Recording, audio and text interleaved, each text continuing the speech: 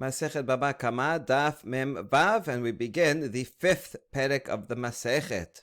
Shor shenagachet hapara, v'nimsa ubara besida, ve'en yadua im ad shelo negacha yalda, im mishe negacha yalda. Meshalem hasi nezek lapara urbi anezek lavalad. We find an ox that gored a cow, a mother cow, and we see that there is a dead fetus next to this mother cow. The thing is, so there are witnesses that my ox went and gored this cow. We know that for sure. However, we're not sure of the timing regarding the this stillbirth of the fetus. We don't know whether it first gave birth, stillbirth of this dead fetus, and then my ox gored it. So in other words, the stillbirth was independent of my ox. I had nothing to do with the stillbirth. In that case, I would not have to pay anything for the damage to the fetus. That was not my ox's fault. That happened first. Only after that, the ox gored the cow. So then I would only have to pay towards the damage of the cow and not towards the damage of the fetus. Or, that's one scenario. Or, Misha Negaha Yalda, it was pregnant, and my ox went and gored it and caused the mother damage and also caused it to have a stillborn fetus, in which case I would have to pay towards both the damage to the mother and the fetus. Now we're talking about a short tam. So in either instance, I would only have to pay half. So the first case scenario would be half of the damage to the cow only, the mother cow only. In the second instance, it would be half of the damage to the cow plus the fetus. So what do we do? Because we're not sure. The answer is I have to pay, if I own the goring ox, half nezek for the para. Because for sure, there are witnesses that my ox gored the cow. So then we take the full damage to the cow, half, I have to pay that no matter what. And for the fetus, since I'm not sure whether it's my fault or not, maybe it gave birth before it gored, maybe not. So we split the difference, and therefore I have to pay half of the half, right? A quarter. If I knew for sure that my ox caused it, then I'll have to pay half of the damage of the fetus. But I'm not sure, so therefore I only pay half of that. Okay, we're going to see that this follows the opinion of Sumchus, that we split the difference in such cases, as opposed to the principle of Hamosim Echavero alav hare'aya. All right, that's Resha. Scenario number 2. V'chen para shenakha tashor. Now we're flipping it the other way around. My ox that gored is the mother cow that was pregnant, and it gored a male ox. V'nimsa velada besida. At some point after the goring, we see that my cow that gored, gave birth to a child. So notice here it says, it calls it ubara, a fetus, meaning it's dead. Here it says velada, which means it could be alive in this case, doesn't matter. So we see that at some point or another, it gave birth, let's say, to a live child. So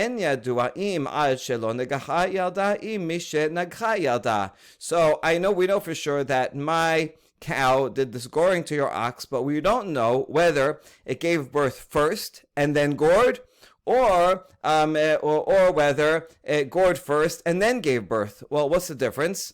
If it gave birth first, so then that fetus had nothing to do with it, right? And since this is a short tam, the payment is made, it's limited liability, up to the value of the goring ox. So if it gave birth first, then we separate the baby, and that has nothing to do with it, and I have to pay up to the value of the mother ox, and no more than that. Let's say the mother ox is worth 50 by itself, so I would pay up to 50 and no more. On the other hand, if it was pregnant while it gored, well, the pregnant cow, is worth more, right? It has 2 in 1, and it has more weight to it that is going to cause more damage, and it actually is worth more. That's the main part here, that it's worth more. And so in that case, if I knew that was true, then I would take the value of the mother, the pregnant mother, the mother plus the baby that was born. It was born afterwards, but at the time of the goring, this baby was inside, and so it did the goring too. It's like if two animals cause goring, then you collect money from both of them. So it happened to be that one was inside the other, but both were responsible, and therefore I can collect the damages from both the mother and the baby, if I knew that for sure. But I don't know for sure. So what do? We split the difference. Mishtalim chasi nezik min hapara. For sure, the mother cow did the goring, so I have to collect the full amount from the mother. I think a simple reading of this Mishnah is that I pay towards the chatzi nezik. Chatzi nezik is the maximum. Let's say the full nezik was 200. Since it's short time, I only have to pay 100. And so let's say the mother cow is worth 50. So I'm going to definitely have to give the 50 towards it. And then what do I do with the child that's standing there? Well, it's a 50-50 chance whether it was part of the act and inside, or in which case I would have to pay, or not, so I split the difference. So if the baby is worth, let's say 30, so then I would only have to give 15 of it. So I would pay 50 plus 15, 65, right, and towards the 100 that I owe, but there's a limited liability. I don't have to give any more than that. That's a simple reading of the Sefer of the Mishnah. The Gemara is going to ask, well, it sounds like Mishtalim Hasi Nezek. It sounds like I pay Chasi Nezek from the mother, and then an additional quarter of the full Nezek amount from the child, which would add up to 3/4, which is more than a shorter time has to pay. So the exact language of the Mishnah is curious and will require explication. All right, so now we explain the Resha. Amar Rav Yehuda Amar Shmuel, Zo dibre sumchus. The ruling in the Mishnah, actually both rulings in the Mishnah, follow the opinion of sumchus. Amar mamon mutar besefek cholkin. When we have money and we don't, it's uncertain whose ownership it is, we split the difference. And it doesn't matter if whether it's in my possession or your possession, we split it. And that explains here why, yes, for sure, I have to pay for the mother here that was gored. But since I don't know if the stillborn is because of my ox or not, maybe it was stillborn before. So since we don't know which way it is, I pay half of it.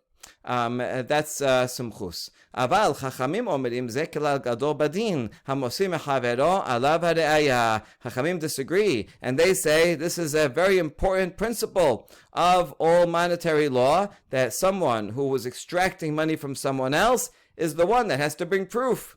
And so if you're trying to get money from me, you're the one that has to bring proof. And so in this case, the nizak is coming and claiming, oh, your ox caused caused my cow to have a stillborn. It's your fault. So the nizak is trying to get money from the mazik. So mazik says, well, you prove it. You want me to pay for that? Then you have to prove it. If you can't prove it, then I don't pay anything. So according to Chachamim, in this case, the mazik would only have to pay the chasi nezik for the mother and would pay 0 for the valad. And notice it actually does say ubad here and then valad here, because the payment for it would be the payment for having the damage. And the damage is, it was alive, and it would have been alive had my ox not killed it, right? So we find a dead fetus there, but have to pay for the amount of what would be a fetus that would be born and would be a live animal. That's why it says valad here. Okay, so according to Sumchus, we split the difference, but according to Achamim, if the nizak cannot prove that it was pregnant while it was gored, then the mazik does not have to pay anything for the dead fetus. Now we're going to analyze this baraita that you quoted. Why are you saying this is a major principle of monetary law? What is that coming to add? Just say, he thinks it's coming to include a case that I might have thought it does not apply in. It's coming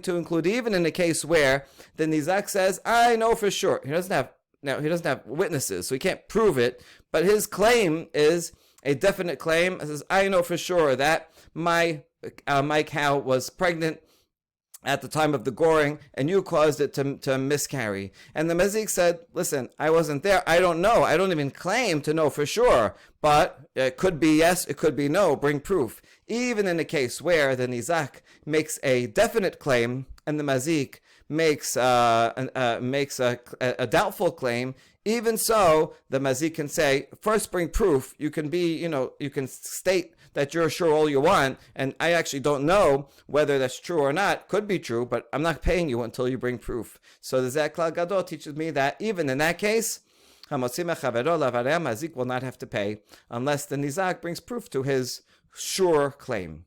Iname, or another explanation, lechiha de itmar hamocher shor lechaberov nimsa nagchan. Rav amar hareh ze mikach ta'ut, u'Shmuel amar yachol sheyomar lo leshchita mechartiv lecha. We're going to show, after analyzing this machloket between Rav and Shmuel, that according to Shmuel, there is yet another application of hamosim chavero alav haraya that is a chidush, and that will be our second explanation for why this is called a klal gadol. But first we have to understand this machloket. So we're talking about a case where someone sells an ox to his friend, and then the buyer finds that this is a goring ox. This is a very wild ox, and he doesn't want it anymore. So can he return it? So Rav says, yes, he can claim mekach ta'ut. I bought from you an ox, and I assumed it was a regular ox that I was going to use to plow my field, but now it's running around goring. I can't use it. Here it is, and give me my money back. Rav says he has a right to do so.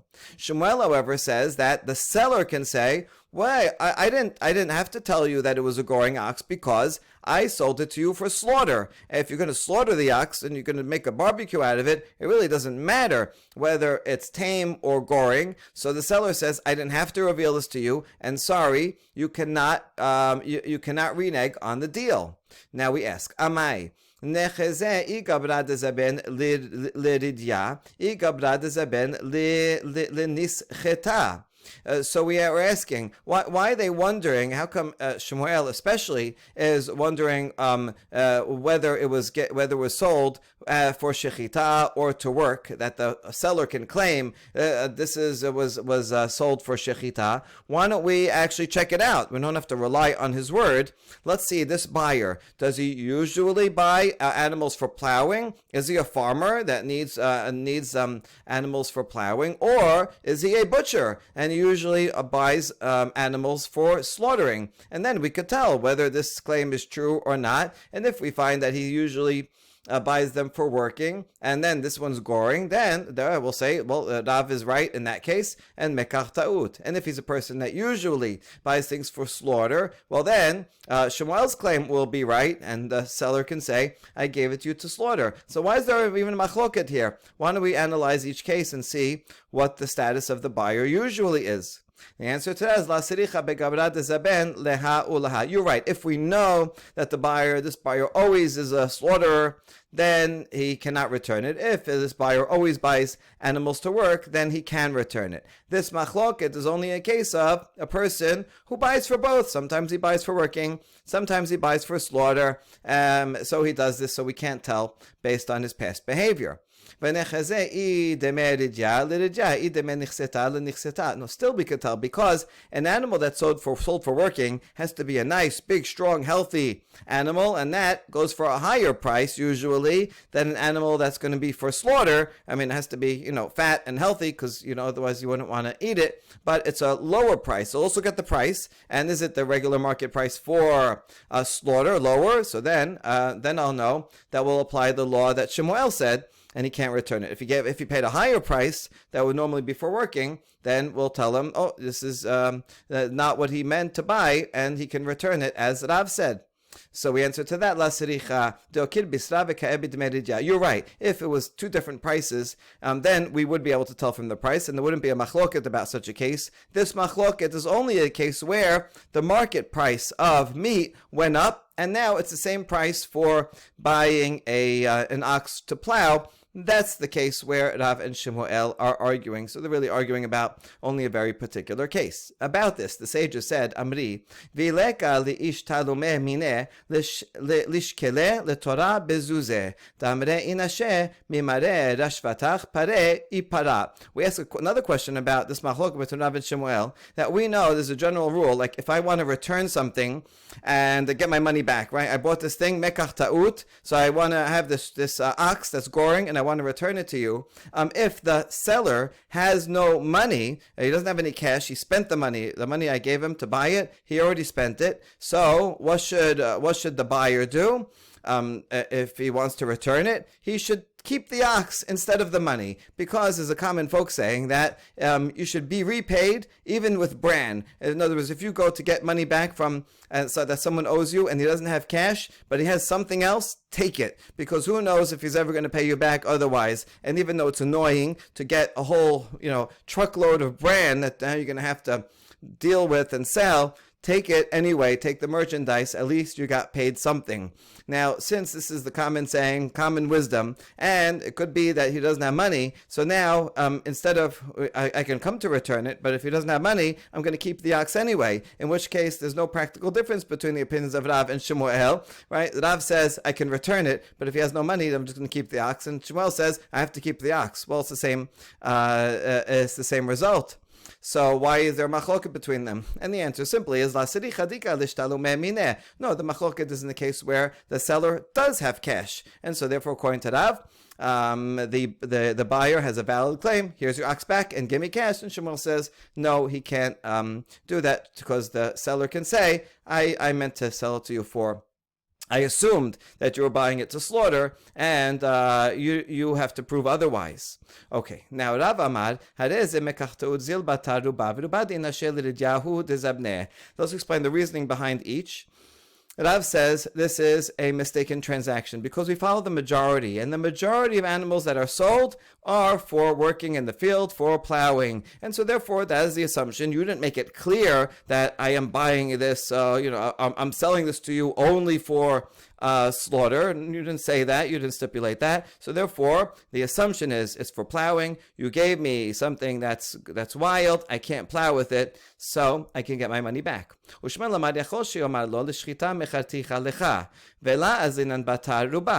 Shmuel disagrees, and he says that the seller can say, no, I meant to give it to you for slaughter, and we don't follow majority.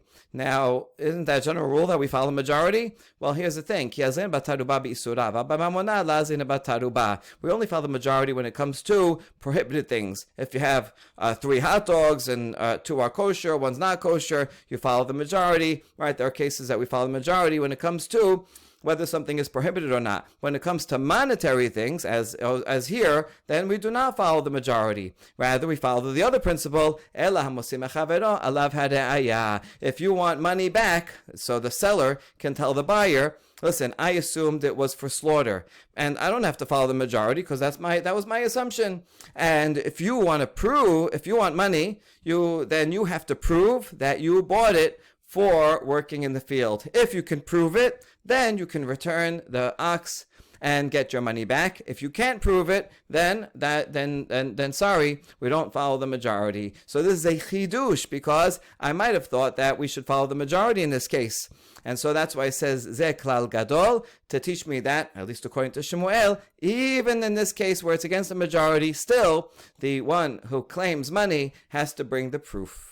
Tanya name hachi, we have a braita that supports what we said before, that this Mishnah follows Sumchus, that says we split the difference, and not Chachamim. Shor shenagach parav nimsau bara besida, ve'no yodea im ad shelo negacha yalda, im mishenagcha yalda, meshalem hasi nezek lapara, urvia nezek labalad, dibre Sumchus.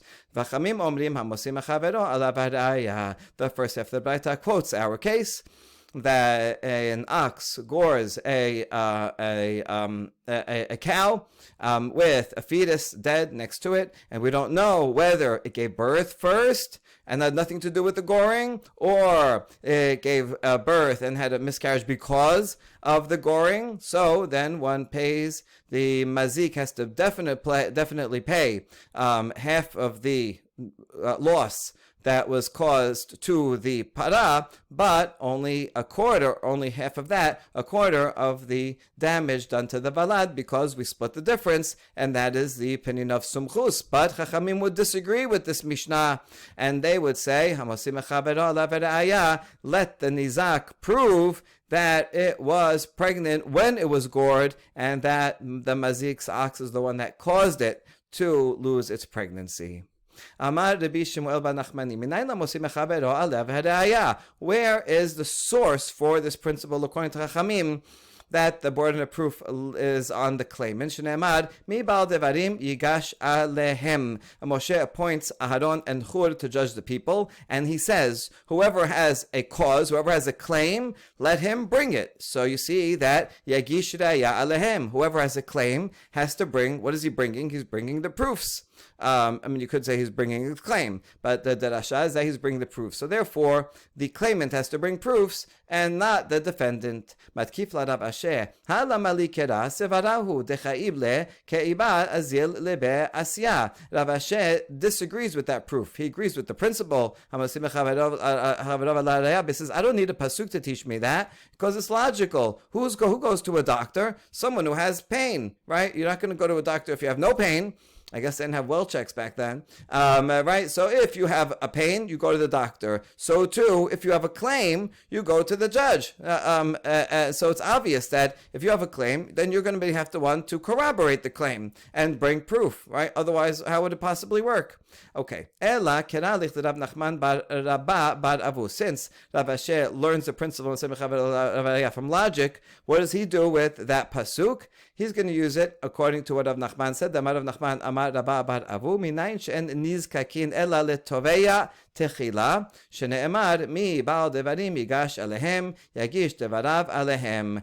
This comes to teach me that we first attend to the argument of the claimant, right? The both parties, the claimant and the defendant, come to court. The claimant speaks first, right, and says, I have a claim, that person owes me money. How do you know that he should speak first? Because of this pasuk, right? Whoever has a claim, let him bring forth the claims. So it's more peshat. It doesn't say anything about proofs. Whoever, he should bring his claim first. It doesn't make sense for the defendant to say, I don't owe him money, before the claimant even said a claim that you owe me money.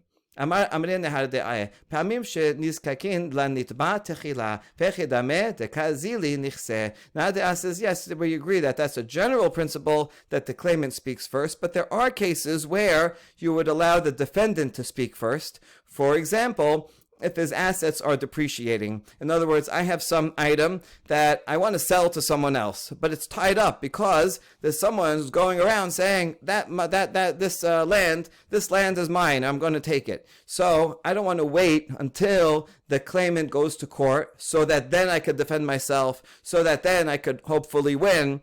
Because I don't want to wait, because in the meantime, I want to sell it. I'm getting a good price right now. In that case, the defendant can go to court, preempt, and say, listen, this guy is going to sue me. I know he's going around saying things, and now no one wants to buy my land right now. I want to present my case first, so that I can clear it, and then hopefully the Bet Din will be able to clear it more quickly. So in a case like that, the defendant does have a right to come and say, I want an expedited trial. I'm going to bring my claims and proofs first. He doesn't have to, but he has a right to do so if he wants to clear the title on that land or whatever he has that would depreciate in value, and he would lose out if he had to wait for the claimant. We now move to the second part of the Mishnah. V'chen para shenakcha et hashor. If my cow goes and gores your ox, and my cow was pregnant, but I'm not sure if it gored while it was pregnant, in which case the maximum liability would be from both the cow and the child, because the child was inside the cow, and so both are responsible. That's all part of the body of the cow that I have to pay. Or if it gave birth first, which would be better for the mazik, and the mazik says, listen, it gave birth first, keep the child out of it, and therefore I only have to pay from the body of the mother and not of the child. All right, so that is a simple reading of the Mishnah. but the language of the Mishnah talks about chasi nezek urbia nezek. So we're wondering, what does that mean? That would have to pay half the amount of nezek and a quarter? Let's say we're talking about a case where the mazik's cow, whether it's pregnant or not, we're not sure when it did that. It caused damage worth 200 to the nizak's ox. Okay, so it's a short time. So out of the 200, the mazik is responsible only for 100. So if we just follow the language of the Mishnah literally, that means the mazik has to pay half, right? That is of the nezek. That's half of 200 is 100. He'll have to pay that amount from the body of the cow. And a quarter of the damage, well, the damage was 200, a quarter is 50. So that means he has to pay 150, right? Does that make sense? The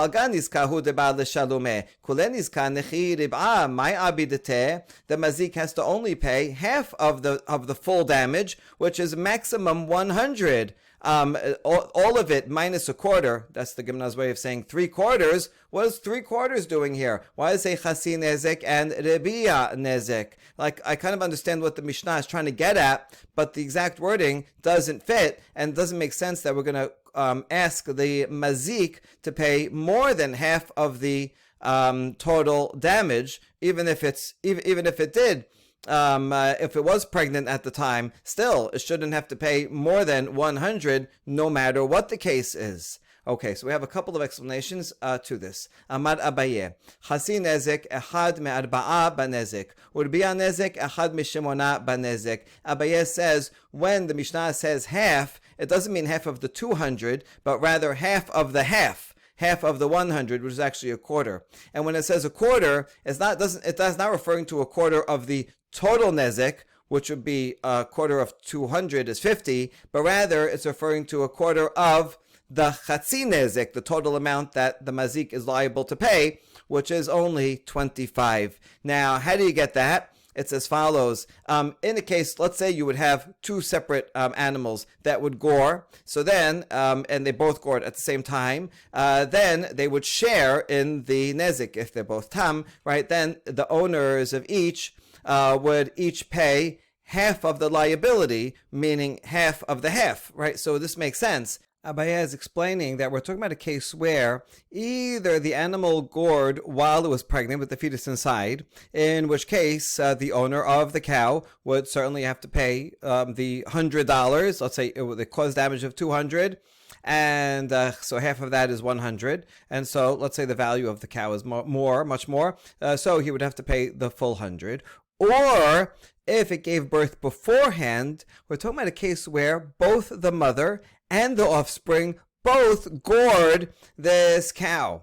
In which case, well, the owner of the mother, we're assuming also, or was about to explain, that someone bought the mother as soon as someone said, I'm going to buy the mother as soon as you give birth. You keep the offspring, I'm taking the mother. So therefore, at the moment of birth, the mother and the offspring are owned by two different people. And both the mother and the offspring gore this ox at the same time. In which case, the owner of the cow, of the mother, can say, listen, I had a partner, and therefore we share in this 50-50. So therefore the owner of the cow would pay 50 and the owner of the offspring would pay 50. The thing is that we don't know whether it gored before or after. Therefore the owner of the cow is going to have to pay 50 no matter what. The owner of the offspring can say, no, I don't have to pay my 50 because it was still pregnant and you owned it. I didn't own it yet.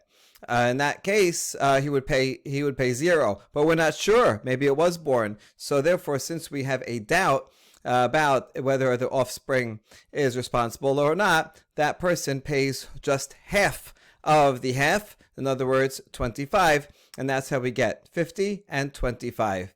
And now we're going to explain in terms of the ownership. And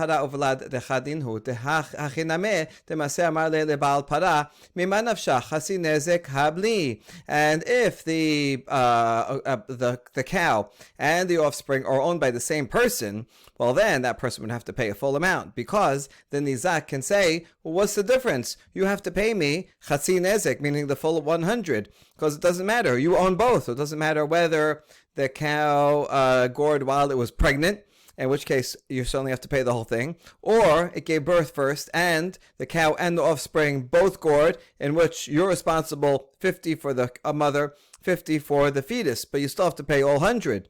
So it can't be that one person owns it.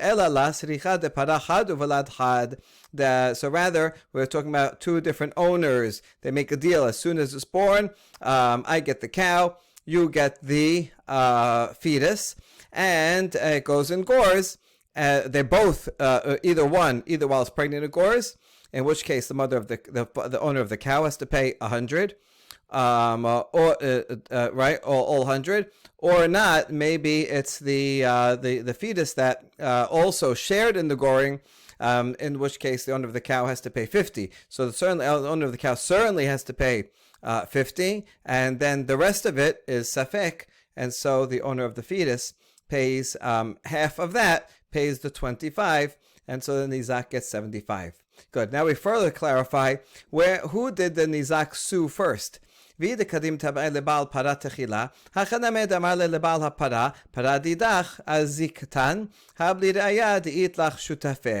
nizak went and sued the owner of the cow first, then this whole thing wouldn't work, because then the nizak can tell the owner of the cow, this is your cow that did damage to me, and so pay me the whole thing. And if the owner of the cow says, well, I didn't do the whole thing, it might have given birth first, and then the offspring did half the damage, and so I have a partner in the damage, and he pays half. Well, the nizak can say, bring proof. You bring proof that there was, in fact, a partner, that it gave birth before, and the newborn calf shared in the damage. If you can't prove that, then you have to pay the whole thing, because I know, we have witnesses, we verified that the cow definitely gored. So this can't be the case, because then the owner of the cow would have to pay the full hezek, the full chasin hezek, the full 100, unless he could bring proof that it was the fetus was born before. So that can't be the case. Rather,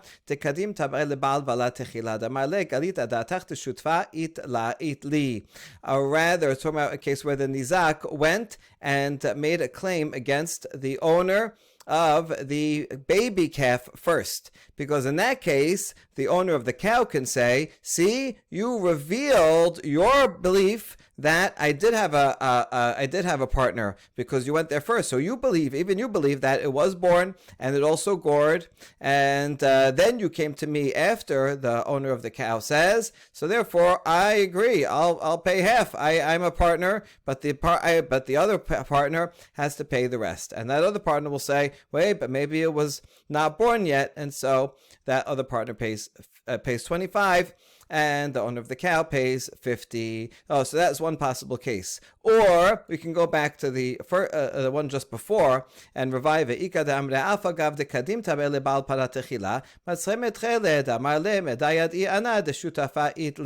Or maybe not. Maybe even if the nizak goes to the owner of the cow first and says, I want you to pay me everything, maybe the owner of the cow in fact can say to him, listen, I know, I admit that my cow was involved here, but I know for sure that there was a partner, that it was the newborn calf was born before and it participated. So I agreed to half, but the other half you have to go to the other person. And maybe indeed he can say that. And because who's the Mosi Mechavero?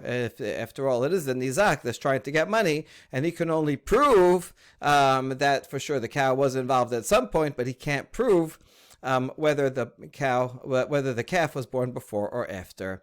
All right, all that is the opinion of Abaye. However, Amar Rava, atu echad me'arba'a benezek ve'echad me'shemuna benezek katane, chasi nezek u'rbi'a nezek katane. Rava says, Abaye, your explanation doesn't fit in the words. Does the Mishnah say that one pays 1 out of 4 and the other one pays 1 out of 8? Because that's what it should be.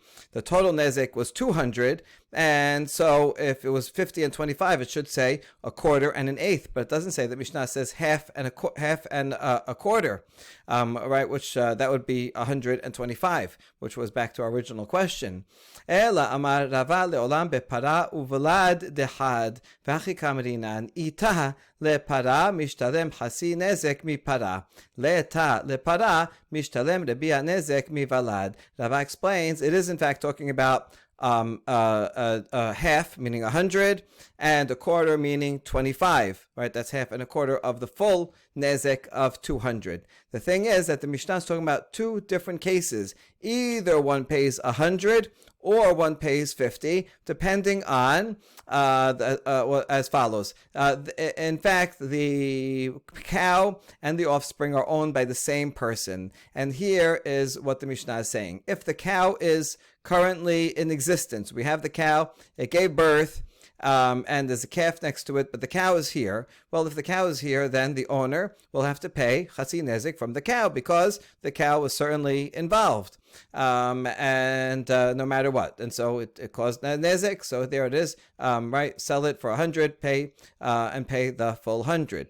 However, if the cow is not around anymore, it got lost, who knows what happened to it, and only the calf is here, well then the owner only has to pay a quarter of the full amount, meaning 50 from the calf, because maybe the calf was involved, it was inside, it was not born yet, and it was part of the mother. It was it was part of the body of the mother, and therefore it can be sold in full. Or maybe not. Maybe it was born beforehand, and it had nothing to do with this goring. Right? It was just sitting there on the side. But we don't know whether it's all or nothing. If it's all, let's say it's worth a lot, and you could sell it for 100. Then you pay 100 or 0, so we split the difference because we're following some chus here, and that would be the case of 50. Gemara says, Tama delayadina ni hava valad behada ki nakha I la hava. Aval peshita lan dava la dahava valad behada ki nakha mishtalem kule hasi nezek mi valad. And we just explained further that the reason why the owner, this is one owner of both the mother and the offspring, the reason why they would only have to pay half of the, meaning 50, is because we don't know whether this offspring was inside the mother at the time of the goring or not. But if we knew for sure that it was inside the mother while it gored, then certainly the owner would have to pay the full chasi nezek, the 100, even from the offspring, because the offspring was simply part of the mother. So it's all one body before it's born. And so now this body that used to be one happened to be split into two by giving birth, but nevertheless at the time of goring it was all one. So if you had a body and it was cut in half, for example, you still have to sell, and you only have one half, you still have to sell the other half to pay for the nezek. So assuming that these are worth a lot, and you lose the mother, but the baby, which was inside, is still part of the body, the worth of the goring animal, and therefore would be sold fully to pay for the full amount that's owed, which is all 100. So that was what we infer, and this is important because Rava also said a similar statement that backs this interpretation, that a cow that caused damage and it was pregnant at the time, you can, and then in the meantime it gave birth after the goring, you can collect for compensation even from the offspring. Why? Because it is part of the body of the animal. This is true in general, that ubar yerech imo, that a fetus is considered a part, a limb of the mother, and so at the time of the goring, now everything, or the entire body of this mother goring ox is now responsible to pay, and can be used to pay for the damage. And just because it gave birth after, but it's still this animal here was part of the mother, and therefore can be used as compensation. However, this is in contrast to a hen that caused damage while it has an egg inside it. An egg that's not attached with blood vessels and everything, but an egg that is nearly ready to be laid. And so so it causes damage with the egg inside it, and then it lays the egg after. And now we come to collect money for this tanigol tam. From the body of the tanigol. We do not count the egg towards it, right? You can't sell the egg to pay for that chatzi nezek. Why? Because an egg is different from a fetus. An egg is called pirsha. It's simply a secretion. It's not really part of the hen's body. It's something that happens to be in the hen right now, but then it when it's laid, it's not in the hen. But no, even when it's in the hen, it's not an essential part of its body. This is quite an important Gemara for Halacha L'Maaseh, because this explains why a fully formed egg is not considered meat. You can eat eggs with milk, right? Because once the egg is fully formed, it is not part of the chicken anymore. It's a separate thing. It's a secretion, totally different from a fetus, which even before it's born is still part of the meat, the flesh of the mother, and therefore has a status of meat. Not so eggs. This Gemara will also have important applications for lab-grown meat. If you take a cell from an egg, which makes lab-grown chicken from eggs a lot easier to use and to make kosher than if you take a cell from an animal. But that's a whole separate topic. Baruch Adonai L'Olam. Amen ve'amen.